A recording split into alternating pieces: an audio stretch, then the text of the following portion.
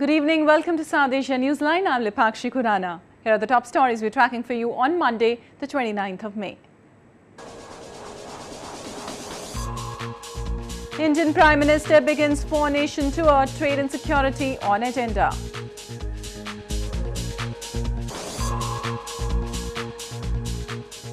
Sri Lanka races to rescue flood victims as toll rises.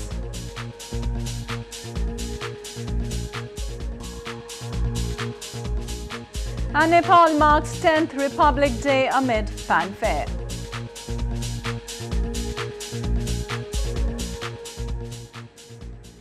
And now for all the details, Indian Prime Minister Narendra Modi left for a four-nation tour on Monday.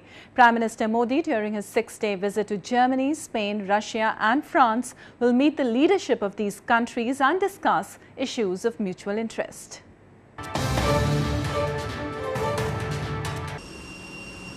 With economic cooperation, trade and investments among the issues that would be high on agenda, Indian Prime Minister Narendra Modi left for a four-nation tour on Monday.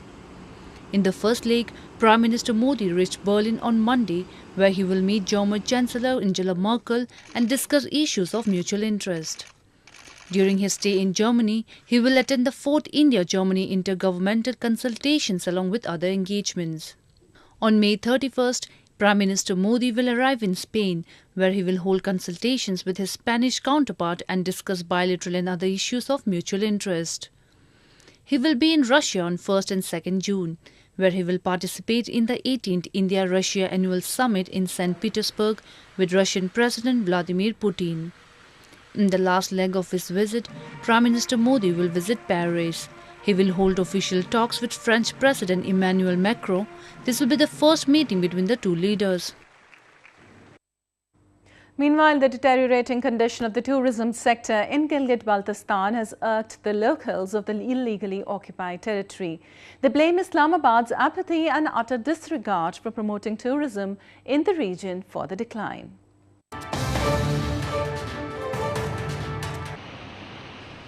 The beautiful landscape of Gilgit-Baltistan lacks admirers of its picturesque mountains and valleys. This is because tourism has failed to reach its full potential in the illegally occupied territory. Locals blame the government for mismanagement of policies, stating the largest industry in the region is not a priority for the government. मैंने अपनी ज़िंदगी के इन 30-35 सालों में सियाहत के हवाले से कोई इक़दाम वफाक की जानिब से या गिलगित-बल्तिस्तान की सूबाई हुकूमत की जानिब से इस हवाले से मैंने नहीं देखा है. Lack of infrastructure and delay on the part of the government in developing tourist resorts is a prime factor for the decline not just in foreign but local tourists. That was the backbone of the region's economy.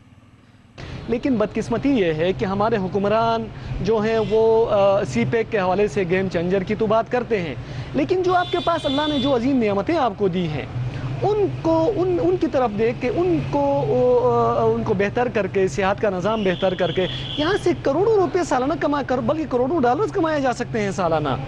वो चीज़ इसमें 0% है. यहाँ पर जो सियाहत के हवाले से जो इक़दामात हैं वो 0% है. The issues of poor infrastructure, accessibility and security in the past have also deteriorated its image among tourists. The tourism sector could play a key role in building the economy of Gilgit-Baltistan. However, it needs strong support from the government, which locals fear is an impossible task.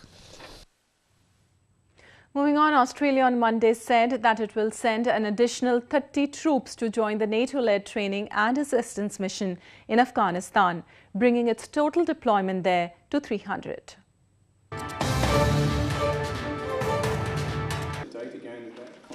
Australian Defence Minister Marise Payne on Monday announced that Australia will send an additional 30 troops to join the NATO-led training and assistance mission in Afghanistan. NATO requested more troops last month as US President Donald Trump considers whether to expand the operation by several thousand. 16 years into the seemingly intractable war against the Taliban and the other Islamist militants. In response to NATO's request, which I note has been supported by the United States, I can advise today that the Australian Government has agreed to increase the Australian Defence Force commitment to Afghanistan by 30 personnel, from around 270 personnel to 300 personnel. Australia is not a member of NATO but is a staunch US ally and has had troops in Afghanistan since 2002. The NATO force currently stands at about 15,000 troops, including about 8,400 US military personnel. Taliban forces increased their attacks in recent weeks before the Muslim fasting month of Ramadan, with a string of strikes in Kandahar, Paktia, Helmand and other provinces.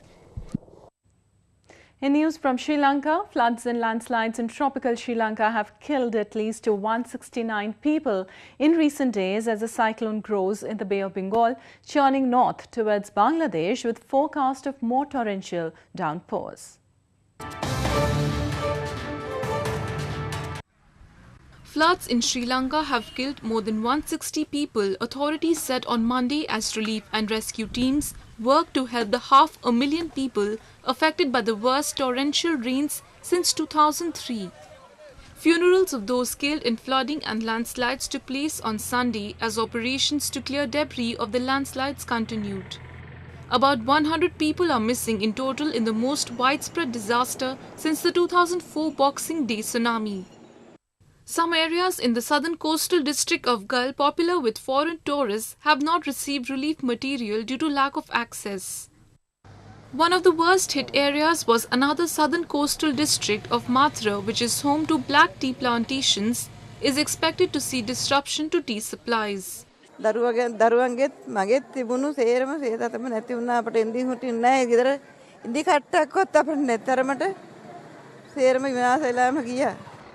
Residents in several densely populated districts in the south and centre of Sri Lanka have been asked to move away from unstable slopes in case of further landslides. The Meteorology Department forecasts torrential rains over the next 36 hours. News just in, Nepal's cabinet meeting on Monday postponed the second phase of local level election to June 23rd from June 14th. The decision was made following the meeting of top leaders of three major parties and agitating Rashtriya Janata Party to ensure participation of Madhesi-based parties in the polls. Meanwhile, Nepal celebrated its 10th Republic Day with much fervour on Monday with a series of programs and cultural events.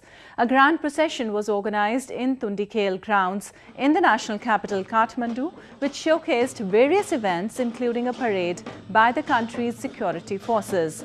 Performances were put up by dance troupes and school children depicting the cultural and traditional heritage. The day marks the advent of Federal Democratic Republic following the abolition of monarchy from the country.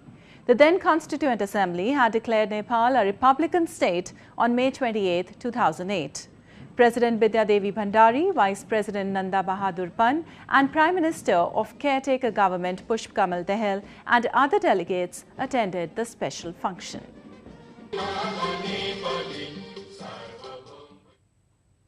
India and Nepal, as close neighbours, share a unique relationship of friendship and cultural cooperation.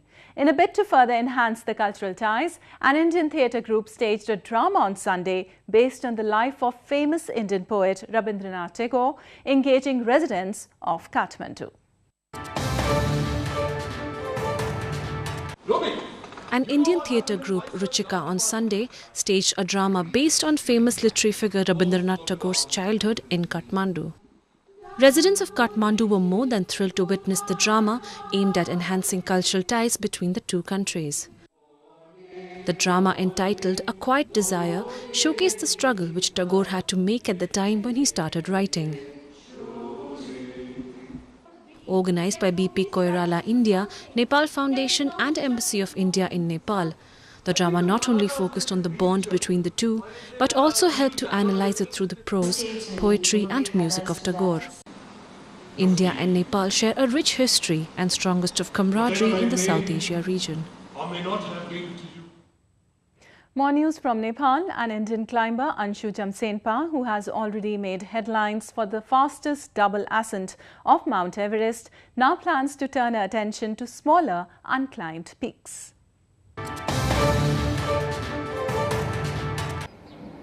"38-year-old Indian climber Anshu Jamsenpa made the fastest double ascent of Mount Everest and became the first woman to reach the highest point on Earth twice in 5 days this month.